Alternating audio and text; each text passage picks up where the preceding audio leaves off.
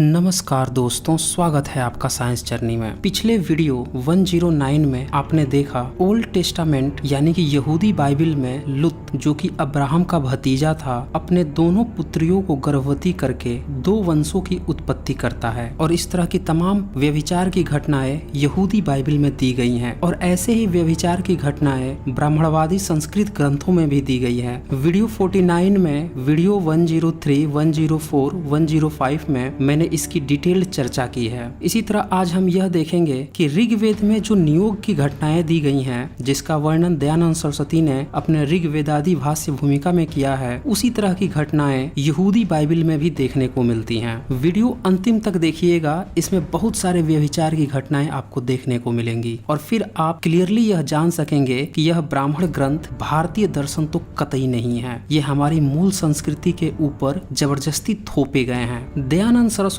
अपने ऋग्वेदादि भाष्य भूमिका में नियोग के बारे में विस्तृत जानकारी देते हैं। इसका मैं डिजिटल पीडीएफ डिस्क्रिप्शन में डाल दिया हूँ, वहां से आप इसको देख लीजिएगा। इस डिजिटल प्रिंट के 229 पेज पर, हो सकता है मैनुअल बुक में अलग पेज हो, ऋग्वेद के 10th मंडल 18 सूक्त के 8 मंत्र का भाष्य यह लिखते हैं, नियोग उसको कहते हैं जिसमें विधवा स्त्री और जिस पुरुष की स्त्री मर गई हो वह पुरुष, ये दोनों परस्पर नियोग करके संतानों को उत्पन्न करते हैं। नियोग करने में ऐसा नियम है कि जिस स्त्री का पुरुष वह किसी पुरुष की स्त्री मर जाए अथवा उनमें किसी प्रकार का स्थिर रोग हो जाए या नपुंसक बंध्या दोष पड़ जाए और उनकी युवा अवस्था हो तथा संतानोत्पत्ति की इच्छा हो तो वह उस अवस्था में उनका नियोग होना अवश्य चाहिए। साथ ही इसी में आगे लिखते हैं कि वेदों में पुरुष और स्त्री के विवाह विषय में एक ही वचन के प्रयोग करने से यह निश्चित हुआ है कि वेद रीति से एक पुरुष के लिए एक ही पत्नी और एक स्त्री के लिए एक ही पुरुष होना चाहिए, अधिक नहीं। यानी ये साफ साफ बोल देते हैं कि पुनर्विवाह नहीं करना है, भले ही बच्चा उत्पन्न करने के लिए किसी दूसरे से संभोग कर लो, चाहे वह स्त्री हो चाहे वह पुरुष हो। आगे यह भी लिखते हैं कि जैसे विधवा स्त्री देवर के साथ संतानोत्पत्ति करती है वैसे तुम भी करो। यहाँ देवर कौन है इसके बारे में भी लिखा है, जैसे विधवा का जो दूसरा पति होता है उसको देवर कहते हैं और यही देवर से नियोग की बात भी है, जिसे मैं आगे बहुत ही डिटेल से दिखाऊंगा, जो यहूदी बाइबल में भी लिखी हुई है। फिर इसी ऋग्वेदादि भाष्य भूमिका के अथर्ववेद के 14 मंडल के 2 सूक्त के 18 मंत्र का भाष्य ये पेज 232 पे लिखते हैं, पुरुष के प्रति वेद की यह आज्ञा है कि इस विवाहित या नियोजित स्त्री में 10 संतान पर्यंत उत्पन्न कर, अधिक नहीं, तथा हे स्त्री तू नियोग में 11 पति तक कर। इसमें नियम भी लिखा है कि 11 पुरुष अलग अलग होने चाहिए, जिसमें से एक पति भी शामिल है। इसकी डिटेल्स मैंने ऑलरेडी वीडियो 104 में दिखा रखी है, उसको डिस्क्रिप्शन में दिया है, वहां से आप देख लीजिएगा। अब यही नियोग आप ओल्ड टेस्टामेंट यानी कि यहूदी बाइबल में देखिए। कहानी तब की है जब अब्राहम पैगंबर होने के लिए संघर्ष कर रहा था और उसके समय में ही कुछ घटनाएं घटती हैं। पहली नियोग की घटना घटती है जब यह मिस्र देश में जाता है। मेरे पास जो बाइबल है उसमें पुराना और नया धर्म नियम यानी कि ओल्ड टेस्टामेंट और न्यू टेस्टामेंट दोनों ही दिया हुआ है और यह Bible society of India version की तरफ से पब्लिश्ड की गई है। इसी के हवाले से मैं दिखा रहा हूँ। अब यह जो नियोग की घटना है ओल्ड टेस्टामेंट के उत्पत्ति चैप्टर के 16 वर्ष के 1 से लेकर 15 हाइम के बीच में है। इसको मैं पढ़ के ही सुना देता हूँ ताकि किसी को भी समझने में कोई संदेह न रहे। अब्राम की पत्नी सारे के कोई संतान न थी। यहाँ पे 2 बातें गौर कीजिएगा। एक तो अब्राहम को अब्राम लिखा गया है और उसकी पत्नी सारा को सारे लिखा गया है। दरअसल यह दोनों नाम यहोवा ने बाद में चेंज करके अब्राहम और सारा कर दिया था, इसीलिए जब तक वह नाम नहीं चेंज किया था तब तक इसका नाम अब्राम और सारे ही लिखा गया है, तो कंफ्यूज नहीं होइएगा। दूसरी बात, जब यह घटना बताई जा रही है इस समय अब्राम की उम्र लगभग 75 ईयर्स और सारे की उम्र लगभग 66 ईयर्स थी, यानी कि दोनों ही बूढ़े हो चुके थे और दोनों को कोई भी संतान न थी। आगे सुने, उसके हाजिरा नाम की एक मिस्री दासी थी, यानी मिस्र देश में थे तो वहाँ की वह दासी थी। सारे ने अब्राम से कहा, देख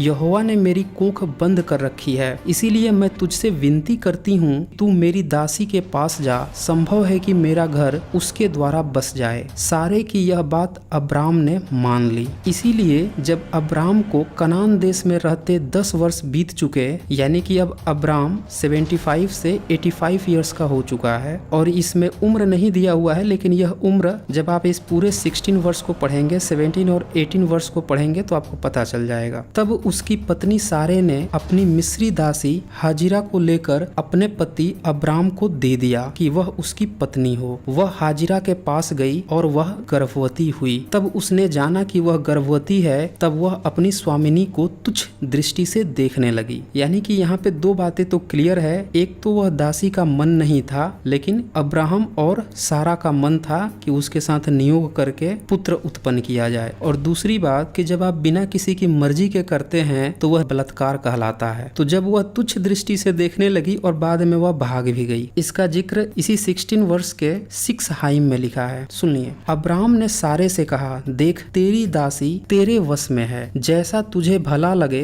वैसा ही उसके साथ कर। तब सारे उसको दुख देने लगी और वह उसके सामने से भाग गई। यानी देखिए, एक तो इन लोगों ने जबरदस्ती उसका नियोग करवा दिया। अब जब बेचारी वो दुखी रहने लगी तो इसको ये दुख देने लगी, तब वह भाग भी गई। और जो यहोवा था, यानी कि अब्राहम और सारा का परमेश्वर, वो सारा ये चीज देख रहा था। उसको ये नियोग बदले बलात्कार भी पसंद आ रहा था। वह झट अपना दूत भेज देता है उस दासी को फिर से घर वापस लाने के लिए। इसका जिक्र इसी के 7 हाइम से लेकर 16 हाइम के बीच में मिलता है। इसमें यहोवा के दूत ने उसको जंगल में सूर के मार्ग पर जल के एक सोते के पास पाकर कहा, हे सारे की दासी हाजिरा, तू कहाँ से आती है और कहाँ को जाती है? उसने कहा, मैं अपने स्वामिनी सारे के सामने से भाग आई हूँ। तब यहोवा के दूत ने उससे कहा, अपनी स्वामिनी के पास वापस लौट जा, उसके वश में रह। यहोवा के दूत ने उससे यह भी कहा, मैं तेरे वंश को बहुत बढ़ाऊंगा, यहाँ तक कि बहुतायत के कारण उसकी गणना न हो सकेगी। और यहोवा के दूत ने उससे कहा, देख तू गर्भवती है और पुत्र जनेगी, तू उसका नाम इस्माइल रखना। तो देखिए, यहाँ पे साफ साफ पता चलता है कि यहोवा का जो दूत है वह उसकी दासी को लोभ प्रलोभन भी दे रहा है और नामकरण भी कर रहा है कि इस बच्चे का नाम इस्माइल रखना। यहाँ पे मैं आप लोगों को बता दूं, ये वही नियोग पुत्र इस्माइल हैं जिसको इस्लाम के लोग अपना नबी मानते हैं। और क्यों मानते हैं इसकी चर्चा मैं अगले वीडियो में करूंगा। तो कुल मिला के यहाँ पे हमें नियोग की एक घटना देखने को मिलती है। अगर सारा और अब्राहम चाहते हैं तो जब ये 75 ईयर्स के हो गए, 85 ईयर्स के उम्र में नियोग कर रहे हैं, ये इसके पहले पुनर्विवाह भी कर सकते थे। बहुपत्नी रखने का सिद्धांत तो उस समय था ही राजे महाराजे के, ये लोग कर सकते थे। लेकिन ये एक ही पत्नी रखता है, लेकिन नियोग के लिए राजी हो जाता है। और ऐसी ही बातें वेदों में लिखी हुई हैं। अब एक दूसरी घटना सुने। इसका जिक्र इसी ओल्ड टेस्टामेंट के उत्पत्ति चैप्टर के 25 वर्ष के 19 से 26 हाइम के बीच में मिलता है। अब्राहम और सारा का एक दूसरा भी पुत्र हुआ था जिसका नाम इसहाक था। इसकी भी कहानी मैं अगले वीडियो में बताऊंगा। तो पहला तो नियोगी पुत्र था और दूसरा इनका अपना पुत्र था जो यहोवा ने पैदा करवाया था स्पेशली। अब वो नियोग से करवाया था या कैसे करवाया था वो सोचने वाला विषय है। और इसी तरह की घटना इसहाक के साथ भी होती है। इसहाक जब 40 साल का होता है तब वह शादी करता है, लेकिन उसको कोई पुत्र नहीं होता है और उसकी स्त्री को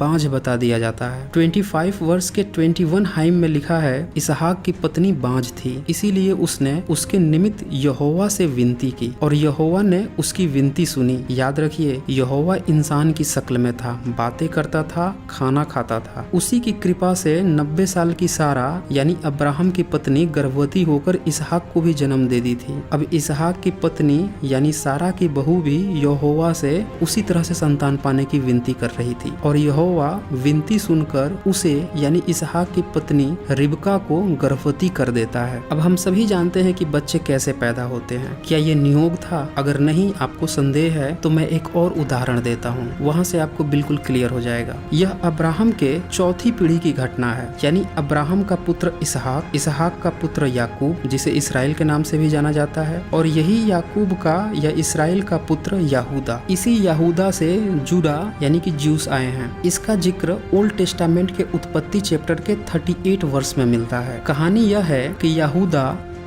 की कन्या से शादी कर 3 बच्चे जिनके नाम थे एर, ओनाम, सेला पैदा करता है। फिर यहूदा अपने बड़े पुत्र एर की शादी तमार नाम की एक कन्या से करता है। यहोवा यानी इन सब का परमेश्वर एर को यानी कि यहूदा के बड़े पुत्र को दुष्ट समझता था तो उसको मार देता है। ऐसे में एर की पत्नी तमार विधवा हो जाती है। तब यहूदा अपने दूसरे पुत्र ओनाम से कहा, वर्ष 38 के हाइम 8 देखिए, अपनी भौजाई के पास जा और उसके साथ देवर का धर्म पूरा करके अपने भाई के लिए संतान उत्पन्न कर। यानी यहाँ भी देवर से संतान उत्पन्न करने की नियुक्त करने की बात आ रही है। ओनाम जानता था कि संतान मेरी न ठहरेगी, इसीलिए ऐसा हुआ कि जब वह अपनी भौजाई के पास गया तब उसने भूमि पर वीर्य गिराकर नाश किया, जिससे ऐसा न हो कि उसके भाई के नाम से वंश चले। यह काम जो किया उससे यहोवा अप्रसन्न हुआ। यानी यहोवा बैठ के दोनों का मैथुन प्रोग्राम देख रहा था लाइव, और फिर यहोवा ने ओनाम को भी मार डाला।